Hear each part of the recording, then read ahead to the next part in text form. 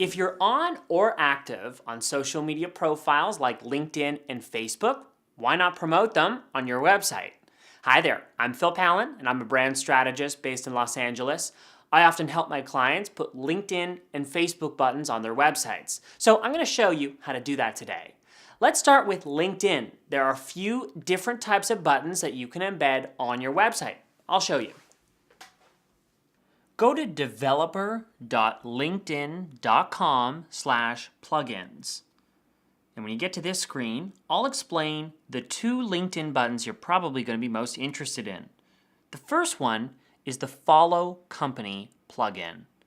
This is going to allow people with a single click of the button to follow your company. And this button can be embedded on a website or anywhere on the web.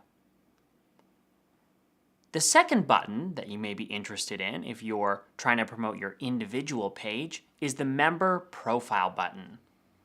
Here you can embed a profile summary card directly onto your website.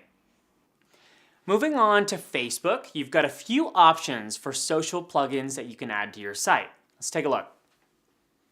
Go to developers.facebook.com.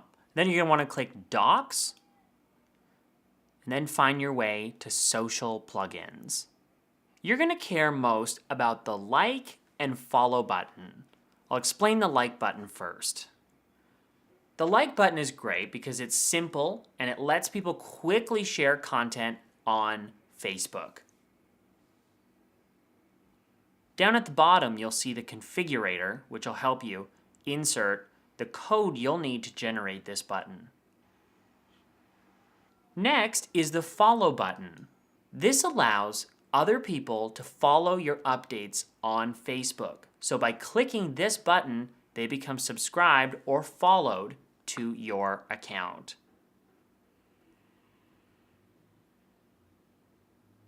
To get your follow button code, you'll want to insert your profile URL here, and then you want to put that on your website.